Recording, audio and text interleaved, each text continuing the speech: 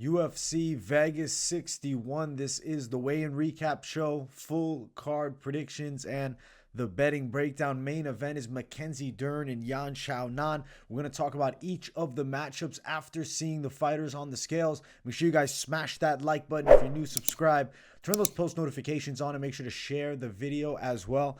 Let's get into the first fight of the night. It is Randy Costa and Guido Cannetti. Listen, Costa's in a very must-win situation. I do think he gets it done against the 42-year-old. I feel like Randy Brown's pretty good striking from the outside. Does struggle a bit with the pressure fighters. Cannetti doesn't have that athleticism, and he's not as youthful really as a Tony Kelly. Kelly was able to put that pressure on Costa and fight with a very athletic, high volume style where I don't think Cannetti can do the same things, especially at 42. I think Costa TKOs him. I'm going Randy Costa KO TKO, and I'm thinking we're getting him out of there in 2 rounds.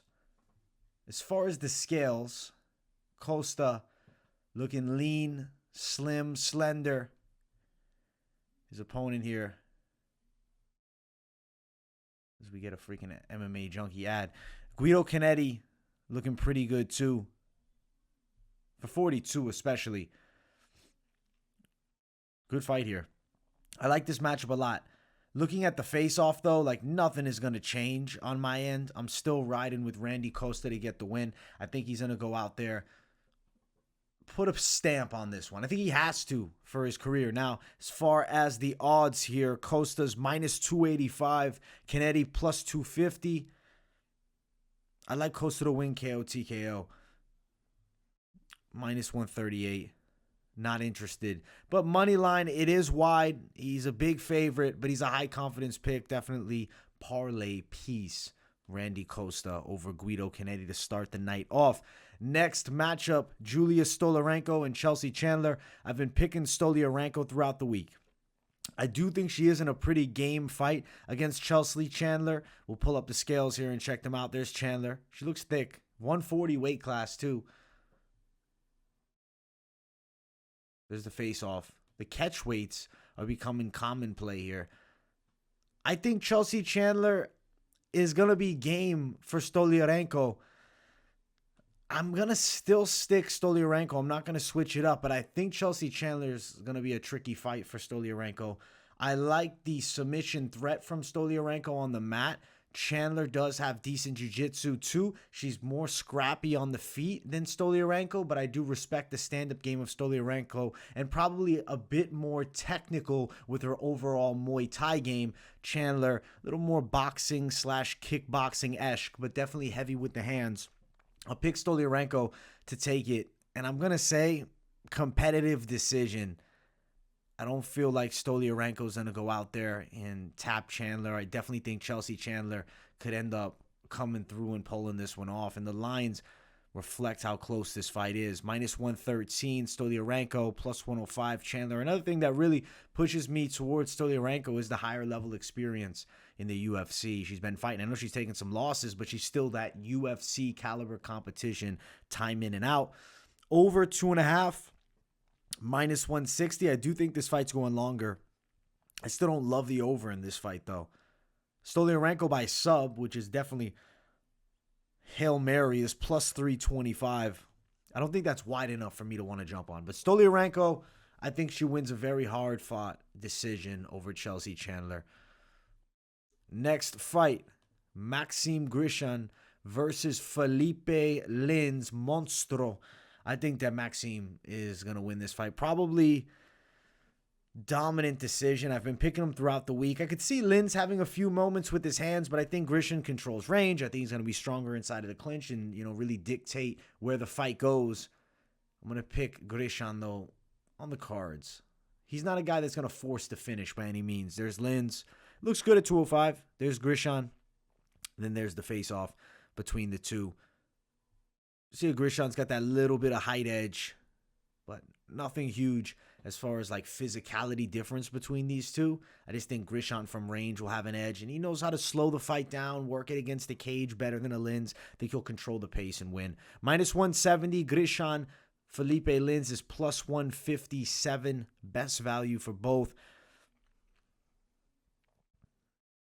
Over 2.5 at minus 150. I don't really like any of these props down here. Like Grishin to win decision plus 160. It's probably the method of victory it goes down in, but I don't love the bet on it because you do got guys fighting at light heavyweight. And there have been finishes in the past for Linz, even though not really much as of late. But I think Grishin goes out there and takes it on the cards. We're going Grishin decision. Let's keep on moving up the prelims. There's a damn lot of fights on this prelim card. Brendan Allen and Krzysztof Jotko. I'm picking Krzysztof Jotko. I've been on him throughout the week. I think he's the better technical fighter than Allen, but Allen has advantages in the athleticism department. So if Jotko can use his technique, fight well from the kickboxing range, void the takedowns of Allen, stop him, because if Allen does get on top, he could do good work there. But I really feel like Jotko's defense is going to be there for Brendan Allen. I think Jotko could even find himself on top. I know Brendan Allen's young, and he's a prospect that's had a bit of, momentum at moments and hype on him. But Malhoun and him fought to a very, very close bout. And I think Krzysztof Jotko is a bit of a step up from that. And I think Jotko's going to beat Brendan Allen on the cards. We're going decision for Jotko. As far as the scales, there is Brendan Allen. There is Krzysztof Jotko. Then there's the face-off. Odd face-off. The animal fur. Then the fucking ninja pose for Jotko. Jotko at minus 117. Allen plus 110. I like the chances for Jotko, especially at near even. I do think there's a good shot this fight goes long too, especially Jotko's style. Decision-ator-esque. I mean, he went distance with Allen Amedovski. He's a good fighter. He picked him apart. He dominated that fight. But he's a decision guy. Jotko by decision. Over 2.5, minus 180. Jotko by decision, plus 160. It's expected to be that. And I do think that's what happens this weekend. I do like this fight a lot, though. This might be one of the fights, maybe the most exciting one on the card, but definitely one of them for me. I like this matchup a lot. Next one, Joaquim Silva and Jesse Ronson. Listen, it's a bit of a coin flip fight. I'm going to pick Silva. I think he should be better overall than Ronson. He should be more explosive in the stand-up. He should have more punching power. I mean, he was the better prospect, really, at one point. I know he's dropped 2 bad ones in a row, and then, hasn't really lived up to the maybe expectation. But 11-3, I know he's been off for a year. Rick Glenn, that was a bad TKO loss, but I think he's going to bounce back from that better. Ronson looked good up a weight class against Dalby, but he was on roids, so I don't feel like I'm going to bring that as a huge, stamp on him, because that strength he had in the grappling is not going to be the same at 155. I think Silva wins, and I think probably by submission. I think he can choke out Jesse Ronson. I think somehow this fight gets to the floor, and he's going to succeed there. As far as the scales, there is Jesse Ronson. Looks in very good shape. I wonder if he's back on the sauce. There's Silva, who honestly might be fucking juicing as well. And there's the face-off here. I really don't think either of these guys are on sauce at the moment, but maybe. Maybe in the past.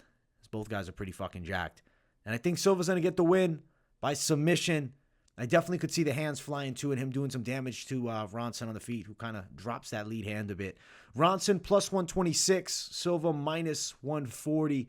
Silva to win by a submission is plus 700 at best value, but more so around that plus 500 range, which I think is a very, very good potential prop play if you're looking for a wide Hail Mary style attack that has some possibility of coming through. Next fight is the featured prelim.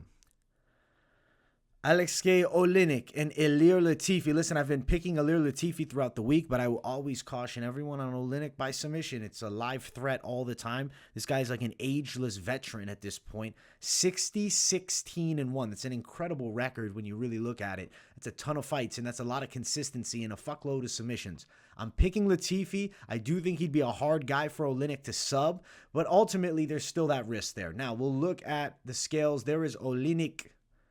There is thick boy Ilir Latifi. He's looking fat.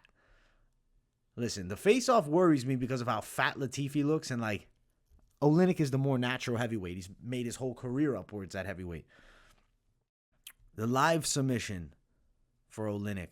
Plus 158 Oleinik as a dog. Minus 170 Latifi. I would not play Latifi personally. I'm not on it. But I do think Oleinik by submission could be attack on the other side. You attack it plus 295. That's pretty good for an Oleinik win by submission. I feel like it's always a very viable option. I'm going to pick Latifi on the cards. I think he'll stifle most of the sub attacks and we get a boring decision. But Oleinik by sub is not out of the question. He could definitely pull something out. And the plus money's not bad there. Let's jump to the main card. If you guys haven't, smash that like button. And if you're new, subscribe to the channel. It's Mike Davis and Viacheslav Borshchev, a.k.a. Slava Claus, who just a little bit ago was one of the more hyped prospects in the lightweight division. Unfortunately, Mark Jacasey controls him in the last one. Now, Mike Davis, he's been out since the Mason Jones fight. He looks jacked coming back here. We'll pull up the scales. I picked Mike Davis to win the fight throughout the week, and that pick, very unlikely to change from the scales. There's Viacheslav Borshchev. There is Mike Davis. Both guys in incredible shape. Borshchev actually looks in better shape than previous fights, and he took this one on short notice as well. I feel as though Viacheslav Borshchev is still pretty big. Like, their size difference is not huge. Let me quickly move this camera out of the way for a second. They're similar stature as far as both guys with well-built frames at 55. It's just the wrestling of Davis is a difference maker, and he's also pretty damn quick with the hands. I think he could actually be competitive with Borshchev, especially mixing in wrestling. If he wants to just bang with Borshchev on the feet, I'd be very concerned he gets caught and knocked out because Borshchev is a monster with his power, especially the hooks. The kicks from the outside are good. Overall, the stand-up game is very high level. Mike Davis is a good kickboxer too, though, and he's fought as a pro boxer. Minus 175 Davis, plus 161 for Viacheslav Borshchev. We're picking Mike Davis to win. I'm going to say him by a decision is what I'm thinking. Davis decision, I wouldn't play the prop plus 300, but I will mention it. Borshchev to win by KO TKO is plus 400. That's always a viable outcome. Ultimately, I think Mike Davis wins. He's not one of my favorite plays, but he's not an awful one because I think that he should exploit the whole of Borshchev's grappling. But you know Borshchev is 100% training extremely hard to close that gap. So it is going to be a time where, assuming Borshchev is doing everything right, he's going to develop more grappling. And some of these guys that are not elite, like real top wrestlers, won't be able to keep him down and hold him down, assuming he's training properly, and I believe he is getting the good work in. But I think Mike Davis, especially now, beats Viacheslav Borshchev.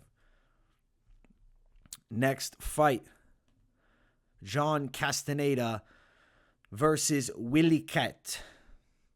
I've been on Willie Cat throughout the week as an underdog, and I like Willie Cat's chances. I like the stand-up a lot. He's got powerful Muay Thai. I think he could hurt John Castañeda in the face. But John Castañeda is like Mr. Consistency. He does everything pretty damn well. I like the wrestling. I like the pressure boxing. We'll pull up the scales. The pick, though, Ben Willie Cat. There's Willie Cat with the blonde hair. And then there's Castañeda with the stash. You got these savages throwing down. Castañeda does look confident with the look, but I do think Willie Cat can find the chin and be the first guy in the UFC to ever sleep John Castañeda. We're going to go with Daniel Willie Cat Santos for the upset win. As far as the lines, plus 163 Willie Cat. Castañeda, minus 182. Willie Cat to win KO. Let's see what that's sitting at. Willie Cat by KO.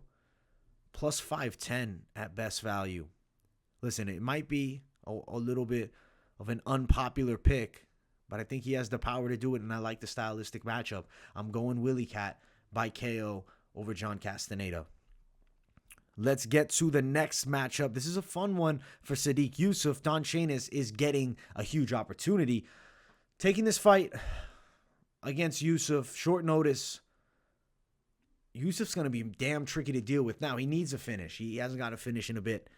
I think Yusuff can find the finish and get the knockout on the feet, but I will mention that Shainis is really dangerous on the floor, and if he gets on top of Yusuff, there's concern there. I'm going to pick Yusuff still by KO. I've been riding him throughout the week. I'm still going to be riding with him even after the scales, but we have to talk about Shainis looks good on the scale.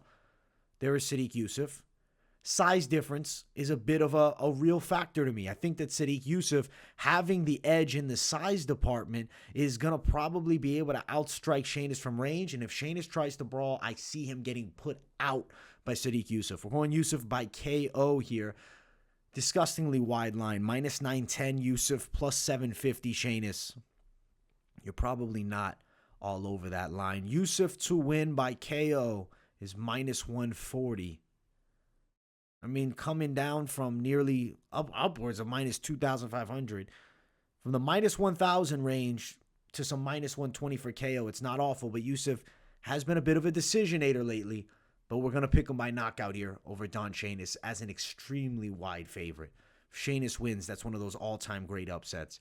Let's get to the next one. It is the featured bout of the night. Barcelos and Trevin Jones. I've been picking Trevin Jones as a dog throughout the week. I think he's going to be really dangerous for Barcelos striking. Even if Barcelos is doing well, winning, I do think Trevin Jones is going to be bringing that power and can find the chin of an older Barcelos. I think Barcelos right now could get caught in close range, especially with Jones, because there's moments where he sits in the pocket a bit too long. Jones with the power, I think, can find that chin and knock Barcelos out. Looking at the scales here, there is Trevin Jones in very good shape. There's Barcelos looking lean and ready to fight. And there's the face-off. I like Trevin Jones' chances. I like how he looks here. The scales don't tell you everything about the fight, obviously, but I like the confidence of what I'm seeing. I'm riding with Trevin Jones to win by KO. As far as the lines for this fight, Trevin Jones is plus 204 best value. Barcelos is minus 230. Let's see here. KO for Jones, plus 600. That's a huge prop. That's Hail Mary territory wide, but it's actually something I'm fairly confident about. So I like playing this with at least a bit, especially as wide as this is. I'm going to shoot for the prop there. But we're going Trevin Jones underdog upset, and we're going to call it by KO. Let's get to the co-main event. Randy Brown and Francisco Trinaldo, the ageless Trinaldo. But listen, Brown should pick him apart from the outside and win this fight dominantly by a decision. It's just Trinaldo does have power. He's extremely physically strong, and he's an OG vet of the game at 44 now. Brown, though, should have clear advantages that he takes advantage of here. Because, I mean, look at the height difference. There's Trinaldo on the scale. There is Randy Brown. And look at this face-off. They look like they're a foot different in height. There's a huge difference in the height between these two. I'll make myself disappear for a moment. Look at this difference in the height. He looks like he's 5 feet tall. His opponent's 6 foot. Realistically, what's the height difference? Officially, I guess you should say, because realistically, it looks about a foot. 5'9" to 6'3". It's a damn lot, 6 inches, but that looks like a foot. I think Randy Brown should definitely get the win here. I will say decision, though. Brown by decision. We'll bring that prop up in a moment. Let's just bring up the odds here. Minus 330 for Randy Brown. Minus 320 range. As far as Trinaldo, dog, he's upwards of plus 295. Brown to win by decision. I'll bring the prop up. It's around plus 120 to plus 150. And for Brown and Trinaldo, the over, minus 137, minus 145, around that. I like the chances of this fight going over 2.5 rounds a lot here, and I like Randy Brown winning. I think Brown's a very good pick, and he definitely should win the fight.